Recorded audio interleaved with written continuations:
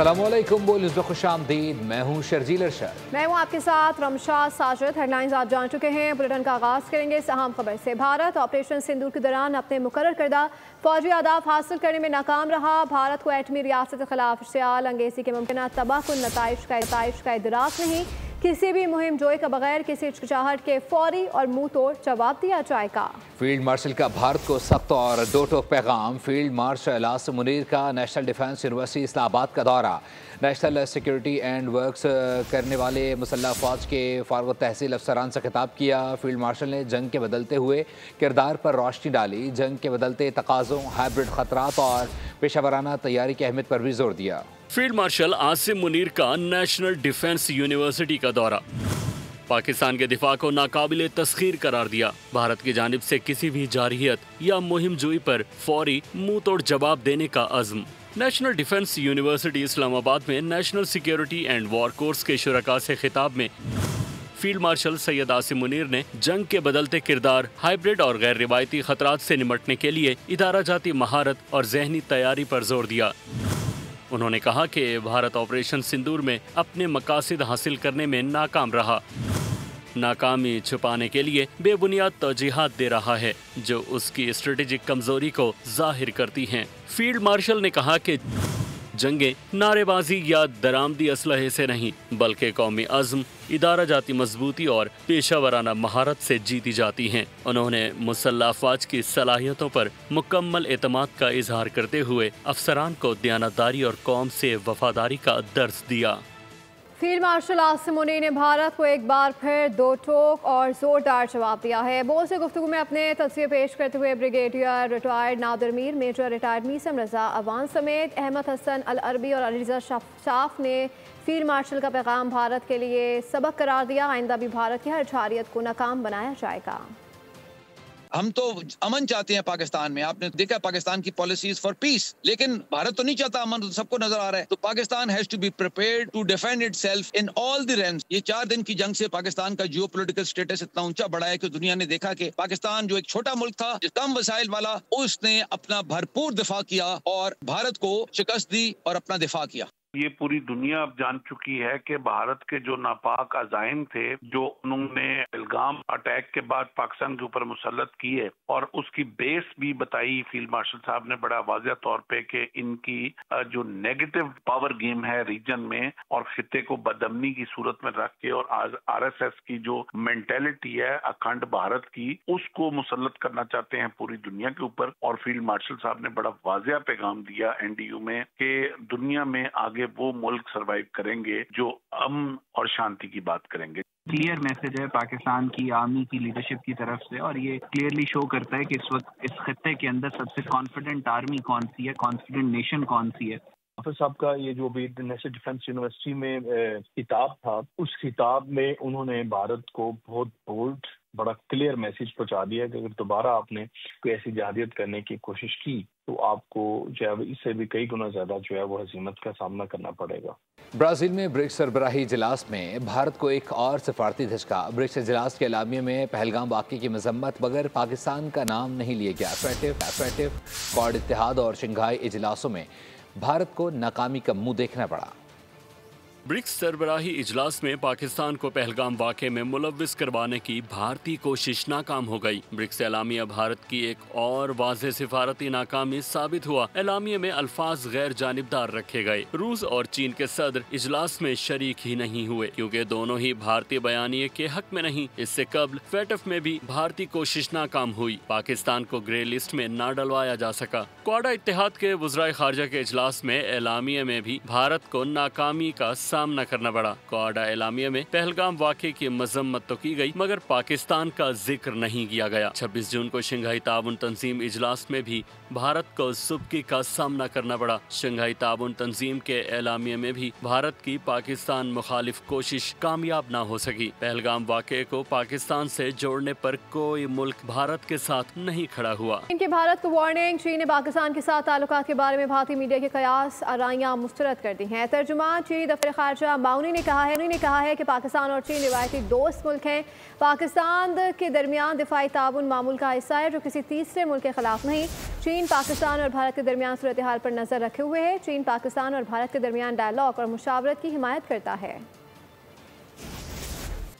लियारी में रिहायशी इमारत मुनहदम होने के मामले पर सिंध हुकूमत ने DGSBCA को मुअत्तल कर दिया है। 27 जांबाक अफराद के गुरसा को 10 लाख रुपए देने का भी ऐलान किया गया है। सिंध हुकूमत ने कराची में इंतहाई खस्ता हाल इमारतों को गिराने का फैसला कर लिया है। सूबाई वज़ीर का कहना है कि कोताही के जिम्मेदारों के खिलाफ सख्त कार्रवाई होगी। SBCA कवानीन में तरमीम करके सख्तियाँ करने जा रही हैं। है लियारी के बाद सिंध हुकूमत का एक्शन। DGSBCA मुअत्तल। शहर कायद में खस्ताहाल इमारतों को गिराने का फैसला। कराची में प्रेस कॉन्फ्रेंस के दौरान सीनियर वजीर शजील मेमन, वजीर बल्दियात सईद गनी और वजीर दाखिला ज़ियाल अंजार ने लियारी वाक़े के बाद होने वाले इजलास की तफसीलात बताईं। शजील मेमन ने कहा, वजीर आला ने DGSBCA को मुअत्तल कर दिया है। फैक्ट फाइंडिंग कमेटी 2 दिन में रिपोर्ट पेश करेगी। रिपोर्ट के बाद एक्शन शुरू होगा। आज चीफ मिनिस्टर साहब ने DG Sindh Building Control Authority को भी मुअत्तल कर दिया है। फौरी तौर पर FIR काटी जाए, सख्त से सख्त कार्रवाई हो। को 2 दिन के लिए टाइम दिया गया है कि फैक्ट फाइंडिंग रिपोर्ट सामने आए। वजीर बल्दियात सईद गनी बोले, हुकूमत जहां बाग अफराद के लवाहिकीन को 10 लाख रुपए देगी। DGSBCA की लापरवाही सामने आई तो इनका नाम भी मुकदमे में शामिल किया जाएगा। शहर में 51 इंतहाई मखदूश इमारतों को गिराया जाएगा। गैर कानूनी तामीरात के खिलाफ सख्त कानून ला रहे हैं। मैंने जो अफसरान सस्पेंड किए थे वो थे जो इस वक्त उस इलाके में तैनात थे। अगर कोई अफसर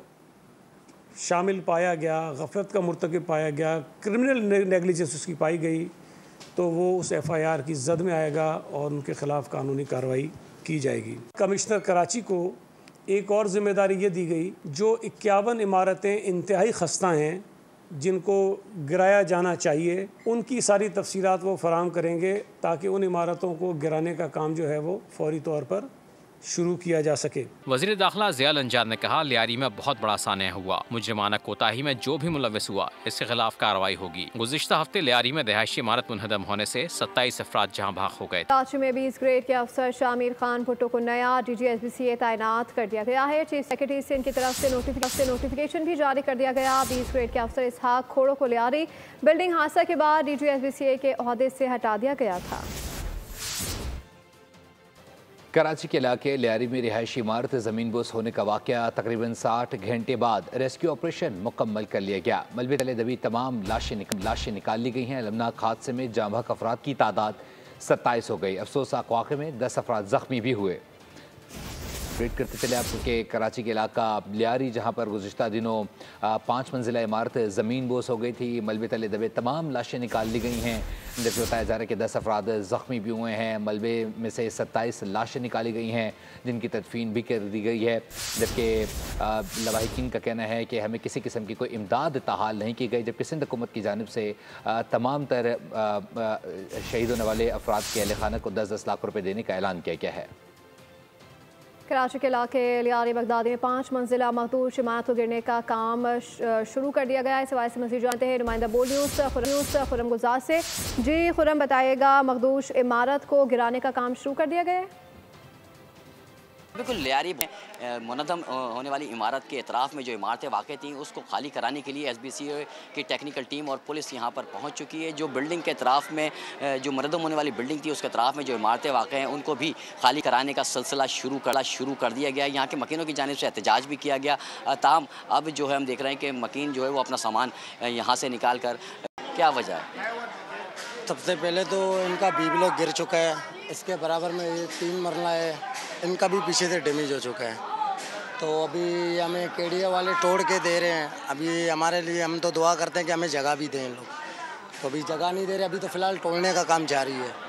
अच्छा, यहाँ हम देख रहे हैं काफ़ी सारी ख़वातीन भी यहाँ पर मौजूद हैं। ये इसी बिल्डिंग की रिहायशी ख़वातीन? जी, ये इसी बिल्डिंग की ख़वातीन हैं। यहाँ क्यों बैठे हैं? इनको ये क्या मुतालबा है इनका? तो इनको गवर्नमेंट ने कोई जगह नहीं दी है, ना अनाज पानी इनको कुछ मिला नहीं है। ये बेचारे रात से 3 दिन से यहाँ बैठे हैं। घर खाली करा दिया? घर खाली करवा दिया। ये सामान अभी भी उतार रहे हैं आपके आगे, बाकी घर खाली। जो मकीन है तकरीबन 46 फ्लैट बताया जा रहा है कि इसमें भी वाक़ हैं। यहाँ के जो मकीन उनको तमाम मकीनों को खाली करने का कह दिया गया। तमाम अफराद जो है वो मकीन है वो अपने घरों का सामान निकाल रहे हैं। कुछ ख़वातीन भी यहाँ मौजूद है और इनका सिर्फ यही मुतालबा है कि इन्हें मुताबिल जगह फराहम की जाए। जी। चेयरमैन पीटीआई ने जमजला के हवाले से वफाकी कमेटी पर तहफ़्फ़ुज़ात का इजहार कर दिया है। बैरिस्टर गौहर ने प्रेस कॉन्फ्रेंस करते हुए मुतालबा किया है कि कमेटी को ख़त्म किया जाए। 25वीं तरमीम के बाद कबायली इलाके सूबाई हुकूमत में जम हो चुके। कबायली इलाके हमेशा से हसास रहे हैं। कमेटी बनाना वफाक के सूबाई मामलात में दखल अंदाजी है। कबायली इलाकों से रिलेटेड 25 जून को एक कमेटी बनाई। 18वीं तरमीम के बाद ये सारा इख्तियार सूबाई हुकूमत के पास जा चुका है 2010 से, और 25वीं तरमीम के बाद जब कबायली इलाके सूबे में जम हो चुके हैं, उसके बाद वफाकी हुकूमत का कोई इख्तियार नहीं कि उसके लिए कमेटी बनाए, उसके लिए लेजिस्लेशन करे। हम हुकूमत से पुरजोर मुतालबा करते हैं कि इस कमेटी को डिसबैंड करे। कबायली इलाका हमेशा से सेंसिटिव इलाका रहा है और इसके हर इक़दाम को हमेशा से नज़ाकत की बुनियाद पर देखा गया है। आज की मीटिंग में हमारे किसी नुमाइंदे ने उस कमेटी में शिरकत नहीं की है। उसकी एक रीज़न यही हम बताएं कि ये हम वफाकी हुकूमत की सूबाई हुकूमत के मामलात में दखल अंदाजी समझते हैं। दूसरे हिस्सों पर बहाल अरकान की तनख्वाहें, बहाल अरकान को मुअत्तली के अरसे की तनख्वाहें अदा करने का फैसला कर लिया गया है। 22 से 19 अरकान की बहाली का नोटिफिकेशन जारी हो गया है और साथ ही साथ अरकान को TADA और दीगर अलाउंसेस नहीं मिलेंगे। पार्लिमानी जराये के मुताबिक 77 अरकान को 13 मई 2024 को मुअत्तल किया गया था। मुअत्तली का नोटिफिकेशन होते ही तनख्वाह रोक ली गई। कौमी असम्बली के मजमूई तौर पर 22 अरकान मुअत्तल हुए थे। 13 मई 2024 से 31 दिसंबर 2024 तक साबिक तनख्वाहें अदा की जाएंगी। स्पीकर पंजाब असम्बली मलिक अहमद खान ने कहा है कि स्पीकर को रेफरेंस भेजने का मुकम्मल इख्तियार हासिल है। ऐवान का तकद्दुस सब पर लाजिम है और इस असम्बली को कवायद के मुताबिक चलाना स्पीकर की जिम्मेदारी है। अपोजिशन को बात करने का मौका दिया गया, ताहम हंगामा राय पर कुछ अरकान को मुअत्तल और बास को नोटिस जारी किए गए। पनामा केस में आसिफ सईद खोसा के फैसले ने स्पीकर को नाअहली का इख्तियार दिया। तो शोर शराबा करेंगे, सिर्फ उनका एक्सप्रेशन एहतजाज के हक के तौर पे लिया जाता रहेगा। Will this be the order of the day? Will this be a new normal? कुछ मेंबर्स को सस्पेंड किया, कुछ मेंबर्स को मैंने नोटिस भिजवाए। असेंबली को उसके क्वाइद के मुताबिक चलना है। मैं बात करूंगा इन असेंबलियों की हुर्मत की। क्या आसिफ सईद खान खोसा पनामा केस की जजमेंट में ये लिखते हैं, कहा कि असेंबली में खड़े होकर ये जो बयान दिया गया है ये अलेजिडली इल्जाम के तौर पर ये एक मिस स्टेटमेंट है और आप इस पर उनको डिस्क्वालीफाई कर दें। NDMA के नेशनल इमरजेंसी ऑपरेशन सेंटर ने 10 जुलाई तक मुल्क भर में शदीद बारिश और सैलाबी सूरत हाल का अलर्ट जारी कर दिया। दरियाए काबुल, सिंध, चनाब और जहलुम में पानी की सतह में इजाफा मुतवक्के है। जुलाई तक मुल्क भर में शदीद बारिशें और सैलाबी सूरत हाल। NDMA का अलर्ट जारी। अलर्ट के मुताबिक दरियाई सिंध में तरबेला, कालाबाग, चश्मा और तौसा के मकामात पर निचले दर्जे का सैलाब मुतवक्के है। दरियाई चनाब पर मराला और खान की, जबकि दरियाई जेहलम में मंगला के मकाम पर निचले दर्जे के सैलाब का खदशा है। दरियाई काबुल में नौशहरा के मकाम पर बहाव में इजाफा हो सकता है। दरियाई स्वात और पंचकोड़ा से मुल्हिका नदी नालों में भी तुग़यानी आ सकती है। मुमकिना बारिशों से डेरा गाजी खान और राजनपुर के पहाड़ी नालों में पानी का दबाव बढ़ सकता है। बलूचिस्तान में झलमगसी, कच्ची, सिब्बी, कला सैफुल्ला, जोब और मुसखेल के नदी नालों के बहाव में भी खतरनाक इजाफा हो सकता है। गिलगित बल्तिस्तान में दरियाए हुंजा और शगर के बहाव में भी इजाफा मुतवक्के है। NDMA ने शहरियों को हिदायत की है कि तेज बहाव की सूरत में नदी नालों, पुलों और पानी में डूबी सड़कों से गुजरने से गुरेज किया जाए। नशेबी इलाकों में मकीन अपनी कीमती अशिया और मवेशियों को महफूज मकामात पर मुंतकिल करने के इंतजामात मुकम्मल रखें। मुतालिका इदारे किसी भी मुमकिन हंगामी सूरत हाल से निमटने के लिए पेशगी इक़दामात को यकीनी बनाएं। मलसी में बारिश का सिलसिला जारी है। बारिश के बायस गर्मी का जोर टूट गया है। मौसम इंतहाई खुशगवार हो गया है। मज़ीद जानते बोल न्यूज़ के नुमाइंदे सोहेल हुसैन नकवी से। सोहेल, अपडेट कीजिएगा। बिल्कुल, मेलसी में मूसलाधार बारिश का सिलसिला जो है वो जारी है। गुज़िश्ता रोज भी जो है वो बारिश हुई और आज भी जो है मौसम जो है इंतहाई सुहाना हो गया है। बारिश की वजह से शहरी जो है वो नहा कर यहाँ पर इंजॉय कर रहे हैं। मेरे साथ शहरी मौजूद हैं, इनसे बात करते हैं। बताएं किस तरह से बारिश को एंजॉय कर रहे हैं? जी, अल्लाह का शुक्र है, अल्लाह ने रहमत बरसा दी है और मौसम बड़ा खुशगवार है। अल्लाह का शुक्र है, इंजॉयमेंट, माहौल साफ सुथरा हो गया है और हम बड़ा इंजॉय कर रहे हैं। जी, जैसा कि आपने शहरियों की बात सुनी, इनका कहना है कि बारिश में जो है वो एंजॉय किया जा रहा है। इसके साथ साथ गरम गरम समोसे और पकौड़े खाकर भी जो है लुत्फअंदोज हो जा रहा है। मैं इसके साथ ये भी बताता चलूँ कि बारिश के बायस जो है मेलसी के मुतादिद इलाके जिनमें मुल्तान रोड, रसूलपुरा, लाल जहानिया, मुल्तान रोड, ये तमाम जो है वो नशेबी इलाके हैं जो ज़ेरे आब हो चुके हैं। कल जो है बारिश के बाद मुताबिक जगह पर जो है दीवारें गिरने से कई मकामात पर जो दीवारें गिरी हैं जिनकी वजह से काफी नुकसानात हुए हैं। बिजली के फीडर्स जो हैं वो ट्रिप कर चुके हैं, बिजली गायब है। इंतजामिया से शहरियों का मुतालबा है कि फिल फॉर जो है वो बारिश का पानी करने के लिए।